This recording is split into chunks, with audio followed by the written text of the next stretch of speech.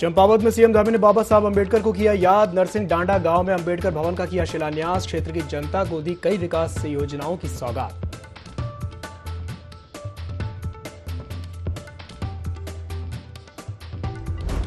कांग्रेस से नाराज विधायक तिलकराज बेहड़ के बीजेपी में जाने की चर्चा। केंद्रीय रक्षा राज्य मंत्री अजय भट्ट बोले, पार्टी के दरवाजे किसी के लिए बंद नहीं है, शीर्ष नेतृत्व लेगा फैसला।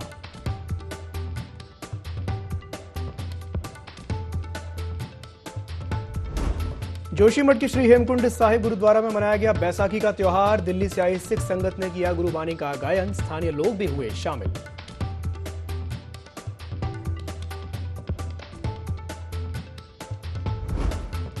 हरिद्वार के बैसाखी में गंगा स्नान पर उमड़ा आस्था का सैलाब। हर की पैड़ी पर लाखों श्रद्धालुओं ने किया गंगा स्नान। पुलिस ने सुरक्षा के किए पुख्ता इंतजाम।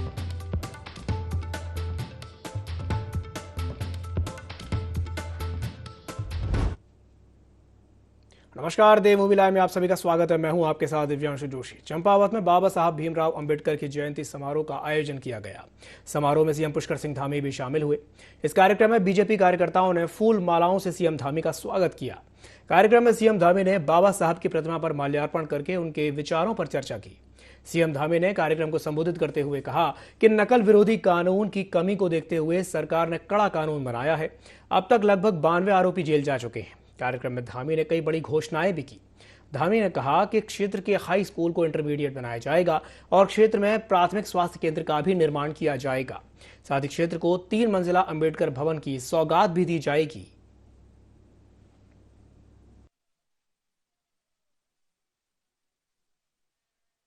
आज हमारे देश के यशस्वी प्रधानमंत्री मोदी जी के नेतृत्व में अनुसूचित वर्ग के उत्थान के, चाहे पिछड़े वर्ग के उत्थान की सभी योजनाएं मोदी जी की बाबा भीमराव अंबेडकर की भावना के अनुरूप आगे बढ़ रही है। उत्तराखंड के अंदर निर्बल वर्ग के उत्थान के लिए हमारे जो ऐसे स्थान हैं, ऐसी वर्ग हैं, अल्पसंख्यक कल्याण के माध्यम से, समाज कल्याण के माध्यम से हम उन सभी को प्राथमिकता पर रखकर काम कर रहे हैं, जिससे कि हर वर्ग का उत्थान हो और भारत को एक जो स्वर्णिम भारत बनाने का अभियान है, जो हमारे देश के प्रधानमंत्री मोदी जी का एक भारत श्रेष्ठ भारत का संकल्प है, उसको निश्चित रूप से सब वर्गों के उत्थान के साथ पूरा किया जाएगा। और हम निश्चित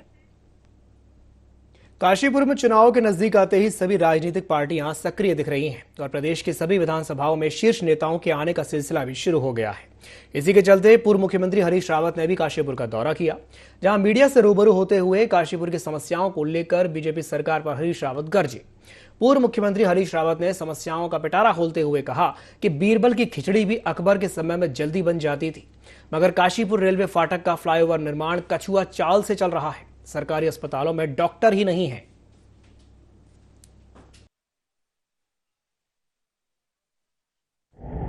काशीपुर में 8 ऐसे ज्वलंत सवाल है। ओवरब्रिज क्यों नहीं बने भैया, इतनी देरी क्यों? ऐसा लग रहा है बीरबल की खिचड़ी भी अकबर के समय में इतनी देर में बन जाती होगी जितनी देर में जो है ये नहीं बन पा रहा है। हॉस्पिटल्स में डॉक्टर नहीं है। तुमने सीतापुर आई हॉस्पिटल बंद कर।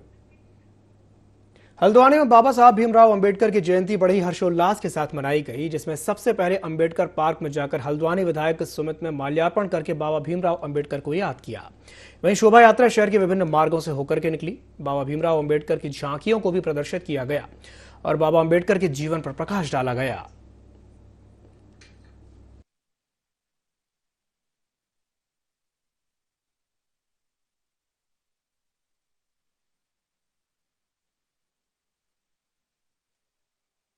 Doctor B R. अम्बेडकर जी ने जब भारत आज़ाद हुआ इसका सुंदर संविधान लिखा और सारे नर नारी को जो है वोट डालने का अधिकार दिया और उसके साथ साथ ही हमारे भारत को संविधान दिया और सभी समाज के सभी जाति वर्ग के लोगों को जो है उस संविधान के तहत उनको सम्मान मिला।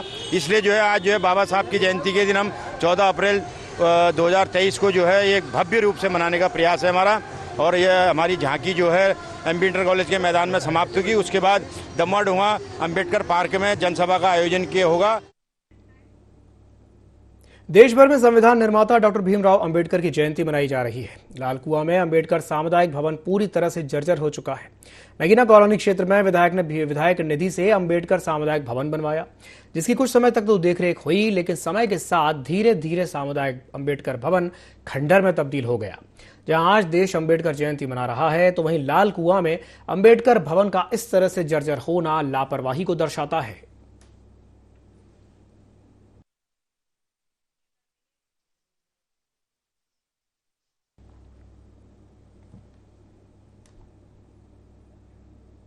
संविधान निर्माता भारत रत्न डॉक्टर भीमराव अंबेडकर का जन्म दिवस गोपेश्वर में हर्षोल्लास के साथ मनाया गया। इस दौरान बामसेफ और मूल निवासी संघ सहित तमाम संगठनों की ओर से भव्य शोभा यात्रा निकाली गई। साथ ही गोपेश्वर में कार्यक्रम भी आयोजित किए गए, जिसमें वक्ताओं ने बाबा साहब भीमराव अंबेडकर के जीवन पर प्रकाश डाला। इस दौरान स्कूली छात्र छात्राओं ने रंगारंग सांस्कृतिक कार्यक्रम की प्रस्तुतियां दी।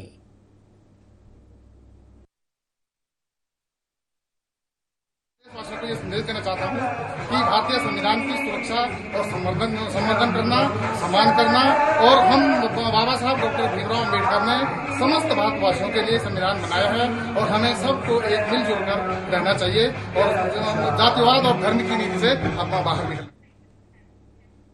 बाबा साहब डॉक्टर भीमराव अंबेडकर के जन्म दिवस पर मसूरी में अंबेडकर चौक पर विभिन्न कार्यक्रम आयोजित किए गए, जिसमें वक्ताओं ने बाबा साहब डॉक्टर भीमराव अंबेडकर के बताए मार्ग पर चलने का संकल्प लिया।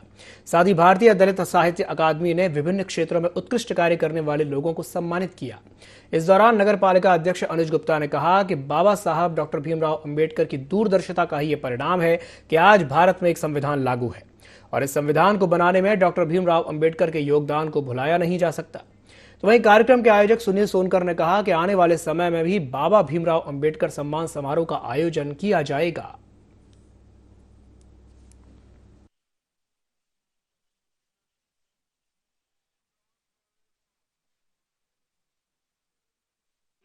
बड़ी धूमधाम के साथ मनाई है। यहाँ पर कई राजनीतिक और सामाजिक जो लोग थे उन्होंने इसमें शिरकत करी। बाबा भीमराव अम्बेडकर के मार्ग पर चलने का यहाँ पर आह्वान किया। समिति के द्वारा यहाँ पर मिष्ठान वितरण का भी कार्यक्रम किया गया और आह्वान किया गया कि क्योंकि इस समय जो दशा है वो खराब है और आप देख रहे हैं कि इस समय अम्बेडकर चौक का भी सौंदर्यीकरण का काम चल रहा है।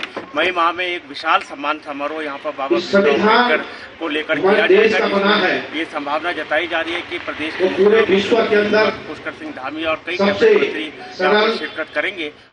भारत रत्न डॉक्टर भीमराव अम्बेडकर जी की 132वीं जयंती के शुभ अवसर पर यहाँ पर समिति द्वारा जो है यहाँ पर कार्यक्रम रखा गया। कठिन परिस्थितियों के बाद भी उनका यहाँ पर कार्यक्रम किया। मैं उनको बधाई देना चाहता हूँ। और यही नहीं, जो डॉक्टर भीमराव अम्बेडकर जी ने जो चाहे अल्पसंख्यकों की बात हो, चाहे दलितों की बात हो, चाहे महिलाओं की बात हो, जो न्याय और संघर्ष की लड़ाई उन्होंने जीवन भर लड़ी है, वो हमारे लिए एक आदर्श है। और हमें आज यहाँ से जो शपथ लेनी चाहिए कि जो हमारे समाज में जो विषमताएँ, जो मानव से मानव तक जो एक दूरी है, उसको हमें खत्म करना चाहिए। बाबा भीमराव अम्बेडकर जी की आज जो 132 हमारे जो अधिकार है, दुनिया में जो लोकतंत्र है, हमारे भारतीय रहते हैं, जो भारतीय संविधान को और भारत किस तरह से आज दुरुपयोग हो रहा है, बड़े हल्लों का साथ मना रहे हैं। उसी कड़ी में मसूरी में हमारे साहित्य अकादमी के हमारे सुनील सोनकर की पूरी टीम जो है इस कार्यक्रम को विगत दशकों से यहाँ पर कर रही है। उसी कड़ी में आज यहाँ पर हुआ। बाबा जी को श्रद्धासुमन अर्पित किए। को प्रणाम करता हूँ और पूरी शहरवासियों की तरफ से श्रद्धांजलि देता हूँ। और जैसे कि हम सभी को पता है, जो उनका योगदान रहा है संविधान निर्माण में, उनसे छुपा नहीं है। और जो उनके बताए हुए कर्तव्य है, उनका हमें सबको पालन करना चाहिए। उनका कहना था कि सबको शिक्षा दें, शिक्षा लें, और जितने भी ये सब उनकी जो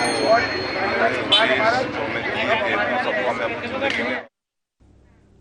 कांग्रेस नेता तिलकराज बिहड़ बीजेपी ज्वाइन करेंगे। इस सवाल को लेकर केंद्रीय रक्षा राज्य मंत्री अजय भट्ट का कहना है कि राजनीति में सभी नेताओं से बराबर संबंध होते हैं और यह मसला उनके स्तर का नहीं है। अगर कोई ऐसी बात होगी तो इस काम को बीजेपी की प्रदेश अध्यक्ष और उनके ओर से गठित कमेटी देखती है। लेकिन हाँ, इतना जरूर है कि अच्छे लोग बीजेपी को ज्वाइन करने की दिशा में सोचते हैं और कुछ ऐसे भी लोग हैं जिन्होंने बीजेपी को ज्वाइन भी किया है। इसी के साथ ही 2024 में लोकसभा चुनाव पर कहा कि वो भाजपा के अंदर एक कार्यकर्ता के रूप में काम कर रहे हैं, लिहाजा पार्टी उनको टिकट देगी। सभी कार्यकर्ताओं को उसके लिए काम करना होगा।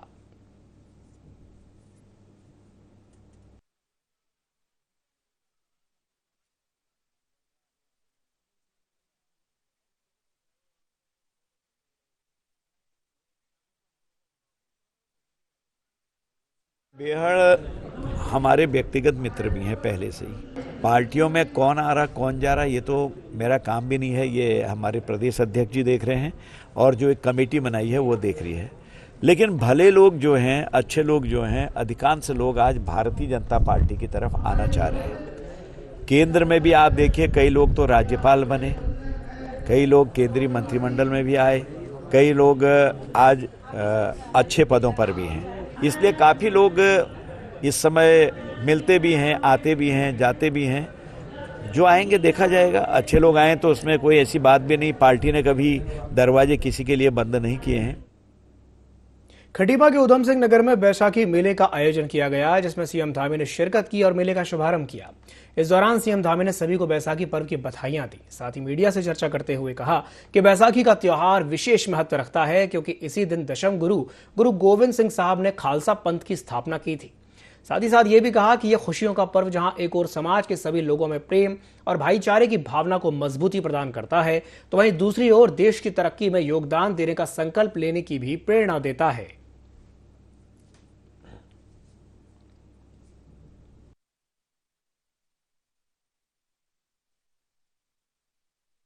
ये बहुत ही महत्व का दिन है और इस दिन दशमेश गुरु गोविंद सिंह जी के द्वारा खालसा पंथ की भी नींव रखी गई थी, खालसा पंथ की स्थापना की गई थी। ये त्योहार समृद्धि का त्योहार है, ये त्योहार उन्नति का त्योहार है, ये त्योहार कहीं न कहीं मैं कहूँ कि हर क्षेत्र में आगे बढ़ने का त्योहार है। इस त्योहार की मैं सभी को बहुत बधाई देता हूँ। बहुत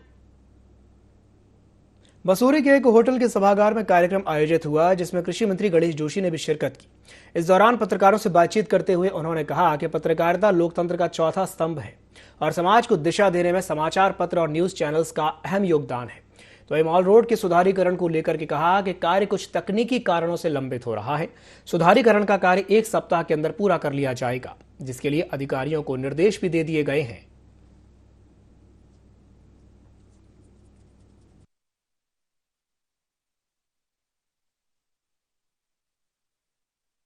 के चौथे स्तंभ पत्रकारिता का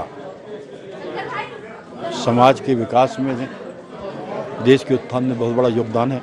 आशीष जी द्वारा जो परीक्षांग यहाँ निकाला गया है, मैं उसके उज्जवल भविष्य की कामना करता हूँ। बीच में कुछ घटनाओं ने समाचार पत्रों की विश्वसनीयता को समाप्त किया है। मुझे पूरा भरोसा है कि आशीष जी एक नया स्थापित करेंगे और एक स्वस्थ पत्रकारिता का संदेश मसूरी से जाएगा, ऐसी मेरी शुभकामना है। तो ये नए एक साप्ताहिक समाचार पत्र का मसूरी से शुभारंभ हुआ है। मेरा आशीष है कि ये खूब फले फूले और निरंतरता के साथ आगे चले और जो हमारे सामाजिक दायित्व हैं, जो सरोकार हैं सामाजिकता के, उनके पैमानों पर खरा उतरे और देश को, हमारे क्षेत्र को, मसूरी को एक दिशा और दशा उसकी ठीक करने में मददगार हो। क्योंकि यहाँ मसूरी ऐसा एक स्थान है जहाँ देश और दुनिया से लोग आते हैं, तो यहाँ की जो खबर है, यहाँ की जो बात है, यहाँ की जो देशना उस समाचार पत्र में प्रकाशित होती है, वो सर्वत्र और समग्र रूपेण पहुँचती है। तो आप सब लोगों को भी बहुत बधाई कि आपने एक अपने इसी क्रम में एक नया मील का पत्थर स्थापित किया और खूब आप तरक्की करें। बस ये है कि जो पत्रकारिता का मूलभूत गुण है, निष्पक्षता और निर्भीकता, वो बनी रहे तो बहुत अच्छा होगा। लक्सर में एडवोकेट बार एसोसिएशन नामक अधिवक्ता संगठन ने भारत रत्न डॉक्टर भीमराव अंबेडकर की जयंती पर कार्यक्रम आयोजित किया। इस दौरान संगठन के पदाधिकारियों ने डॉक्टर भीमराव अंबेडकर की प्रतिमा के समक्ष पुष्प अर्पित किए। तो वही कार्यक्रम के दौरान लक्सर एडवोकेट बार एसोसिएशन के अध्यक्ष विकास पवार ने कहा कि संविधान सिर्फ और सिर्फ मनुष्य के लिए ही नहीं बल्कि जीव जंतुओं के लिए भी निर्मित किया गया है। संविधान के तहत न्याय सुरक्षित है। इस दौरान कार्यक्रम में एडवोकेट बार एसोसिएशन के सचिव मुकेश सैनी समेत कई लोग मौजूद रहे।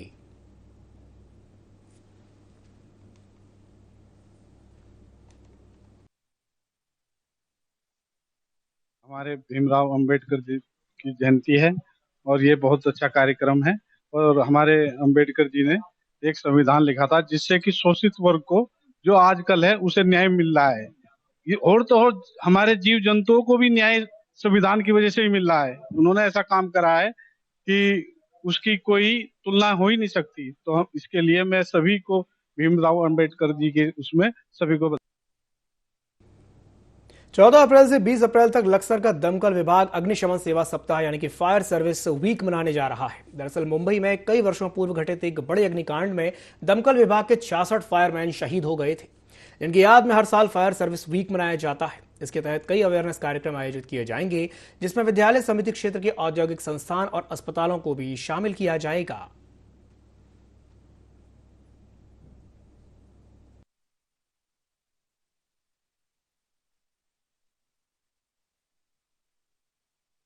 हमारा 14 अप्रैल से 20 अप्रैल तक प्रत्येक वर्ष जो है ये फायर सर्विस वीक मनाया जाता है।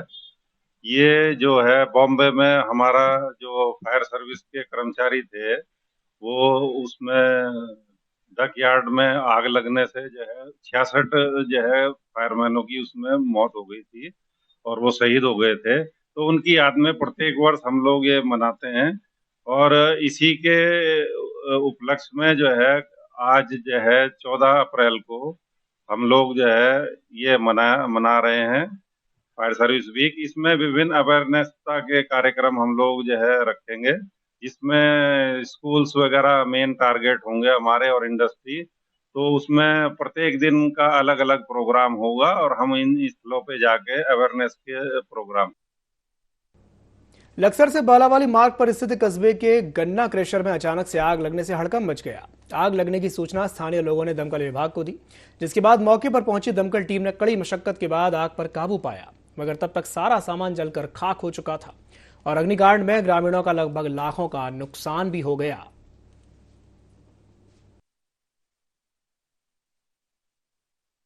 सूचना आई थी, संजीव कुंडेर जी थे, उन्होंने सूचना दी थी कि हमारे जो है क्रेशर में आग लगी है।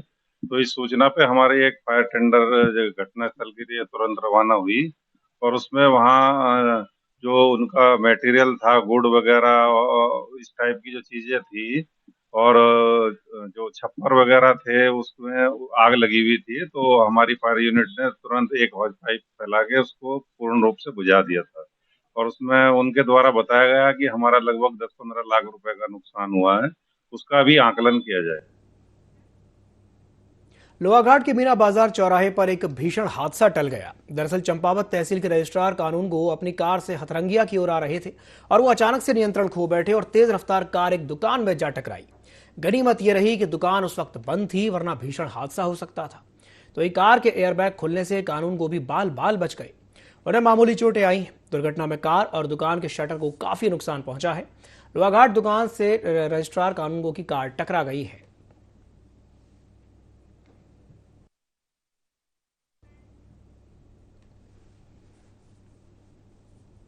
बैसाखी स्नान पर्व को लेकर के हर की पैड़ी में श्रद्धालुओं का जमावड़ा देखा जा रहा है, तो वहीं कोरोना भी तेजी से पैर पसार रहा है। इसे देखते हुए हरिद्वार जिला प्रशासन ने एसओपी जारी कर दी है। जिलाधिकारी विनय शंकर पांडे ने स्नान के लिए पहुंचने वाले श्रद्धालुओं की थर्मल स्कैनिंग के आदेश जारी किए हैं। इसके चलते हरिद्वार की धर्मशाला, आश्रम, होटल, गेस्ट हाउस में ठहरने वाले श्रद्धालुओं की स्वास्थ्य विभाग थर्मल स्कैनिंग करवा रहा है। तो वहीं बिना मास्क के हर की पौड़ी पर श्रद्धालुओं की एंट्री पर भी रोक लगा दी गई है। डीएम हरिद्वार ने लोगों से अपील की है कि संक्रमण से बचाव के लिए 65 वर्ष से अधिक उम्र के और गंभीर बीमारी से ग्रस्त व्यक्ति, गर्भवती महिलाएं, साथ ही 10 वर्ष से कम आयु के बच्चे 14 अप्रैल के स्नान पर आने से परहेज करें।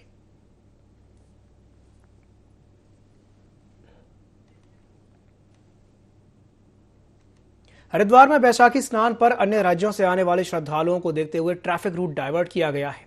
4 सुपर जोन, 15 जोन और 39 सेक्टर में मेला क्षेत्र को बांटा गया है, जिसमें 1175 पुलिसकर्मी तैनात किए गए हैं। दिल्ली, गाजियाबाद, मेरठ, मुजफ्फरनगर के श्रद्धालु नारसन बॉर्डर होते हुए लक्सर से हरिद्वार बैरागी कैंप पहुंचेंगे।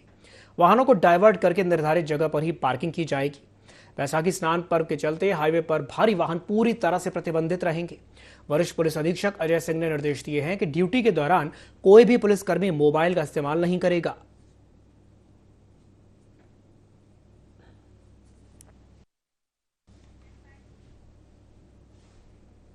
हरिद्वार में बैसाखी के गंगा स्नान पर हरिद्वार में श्रद्धालुओं की भीड़ उमड़ेगी। बैसाखी स्नान पर्व को लेकर के पुलिस प्रशासन ने सुरक्षा के पुख्ता इंतजाम किए हैं।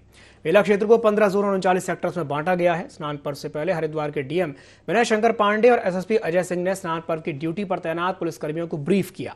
साथ ही यात्रियों की भीड़ से सबक लेते हुए पुलिस प्रशासन ने बैसाखी स्नान को लेकर के एक खास ट्रैफिक प्लान तैयार किया है।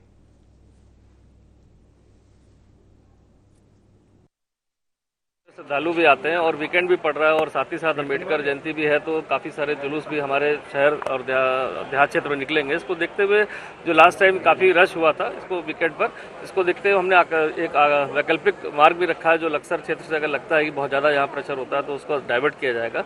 वापसी में भी देखा गया है कि जो दिल्ली और हरियाणा वापसी हो रही थी उसमें टोल पर जो काफ़ी भीड़ थी, 2-3 किलोमीटर लंबा जाम लगा था, तो रानीपुर झाल से और ख्याति ढाबे से भी उसको हम डाइवर्ट करके नहर पटरी वाले मार्ग को भी प्रयोग करेंगे अगर ज़्यादा ट्रैफिक का दबाव रहता है। ये बैसाखी का स्नान पर्व हरिद्वार के लिए बहुत ही महत्वपूर्ण पर्व होता है और इसमें बड़ी संख्या में श्रद्धालु आसपास के क्षेत्रों से दूर दराज से भी आते हैं। साथ ही साथ इस बार एक विशेष बात ये भी है कि 14, 15, 16 3 दिन का वीकेंड भी हो रहा है और छुट्टियां भी पड़ रही हैं। और पिछला जो हम लोगों का एक्सपीरियंस रहा है कि वीकेंड्स पर आमतौर पर हरिद्वार में रश काफ़ी होने लगा है और आप लोगों के चैनल के माध्यम से जो लोग आ रहे हैं उनको भी ये संदेश देना है कि जो नियम पुलिस और प्रशासन द्वारा बताए जाएं, जो इंस्ट्रक्शंस दिए जाएं उसको फॉलो करें। अगर लोग इन इंस्ट्रक्शंस को कायदे से फॉलो करेंगे तो इत्मीनान से उनकी यात्रा भी सकुशल संपन्न होगी। रुड़की की गंग नहर कोतवाली क्षेत्र के मतलबपुर से लापता एक बैंक कर्मी का शव पुलिस के आसफ नगर झाल से बरामद किया है। युवक पिछले 4 दिनों से लापता था। पुलिस ने शव को कब्जे में लेकर पोस्टमार्टम के लिए ऋषिकेश एम्स भेज दिया है। तो ये परिजनों ने हत्या का आरोप लगाया है और कोतवाली पहुंच करके हंगामा कर दिया। तो वहीं एसपी देहात स्वप्न किशोर सिंह का कहना है कि मामले की पुलिस छानबीन कर रही है और जो भी दोषी पाया जाएगा उसके खिलाफ सख्त कार्रवाई की जाएगी।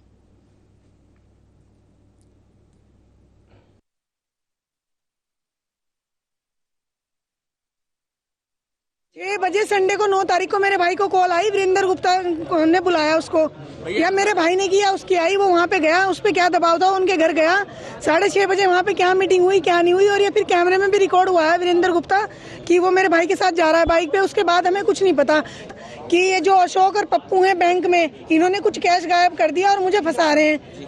मैंने कहा तुम चिंता मत करो, इससे पहले वो कुछ और मैं बोलने जा रही इधर से कि तुम चिंता मत करो, और फोन कट चुका था। कोतवाली गंग नहर क्षेत्र से गुमशुदा श्री विक्रम सैनी का शव आज मोहम्मदपुर झाल से बरामद हुआ है। कुछ लोगों के द्वारा सोशल मीडिया के माध्यम से यह भ्रामक, असत्य एवं दुराशयपूर्ण सूचना फैलाई जा रही है कि उक्त शव जब बरामद हुआ तो उसके हाथ पैर बंधे हुए थे। उक्त शव को पोस्टमार्टम के लिए एम्स ऋषिकेश रवाना किया जा रहा है ताकि मृत्यु के कारणों का सही पता लगाया जा सके। लोगों से अपील की जाती है, अनुरोध किया जाता है कि वे ऐसी भ्रामक, अफवाहजन्य एवं दुराशयपूर्ण बातों का विश्वास न करें एवं इन्हें प्रसारित करने से बचें। उत्तराखंड की राजधानी देहरादून में नशा मुक्ति केंद्रों की बाढ़ सी आई हुई है। आपको बता दें कि हर गली मोहल्ले में नशा मुक्ति केंद्र देखने को मिल रहे हैं। उत्तराखंड में लगातार युवा नशे की ओर बढ़ रहे हैं, जिसे देखते हुए परिजन उन्हें नशा मुक्ति केंद्र में भेजते हैं। लेकिन आलम यह है कि नशा मुक्ति केंद्र खुद संदेह के घेरे में आ रहे हैं, क्योंकि पिछले दिनों नशा मुक्ति केंद्र में एक व्यक्ति की मौत का मामला सामने आया था, जिसे लेकर सामाजिक कल्याण मंत्री चंदन रामदास ने कहा कि यह गंभीर विषय है, क्योंकि जिस प्रकार से नशा मुक्ति केंद्र में इस तरह के कारनामे हो रहे हैं वो सोचने वाली बात है। साथ ही साथ ये भी कहा कि वो जिलाधिकारी को इस तरह के नशा मुक्ति केंद्रों पर कार्रवाई करने को लेकर के पत्र लिखेंगे।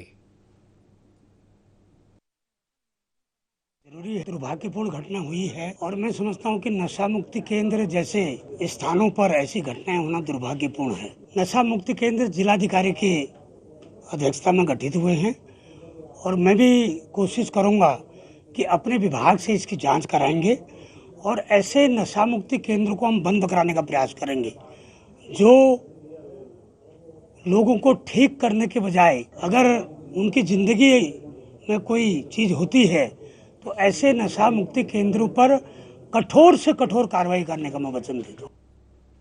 अगली खबर उत्तरकाशी से है, जहां डुंडा प्रखंड के टिपरा गांव में एक नाबालिग की शादी उसके परिजन फर्जी दस्तावेज बनवा करके करवा रहे थे। इतना ही नहीं, नाबालिग के परिजनों ने पुलिस चौकी में दादी और ग्राम प्रधान के खिलाफ प्रार्थना पत्र भी दिया था ताकि कोई शादी में बाधा न बने। हालांकि जब इसकी शिकायत बाल कल्याण समिति को लगी तो बाल कल्याण समिति ने कार्रवाई करते हुए नाबालिग की शादी को रुकवा दिया।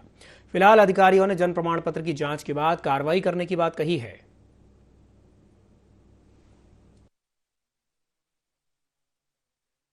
चाहे वो मैं करूं या कोई और करे, तो जैसे कि शासन प्रशासन को भनक लगी है कि वहाँ पे बाल विवाह हो रहा है, रोका गया है बाल विवाह, लेकिन आगे इसमें कोई भी कार्रवाई होते हुए हमें नज़र नहीं आ रही है।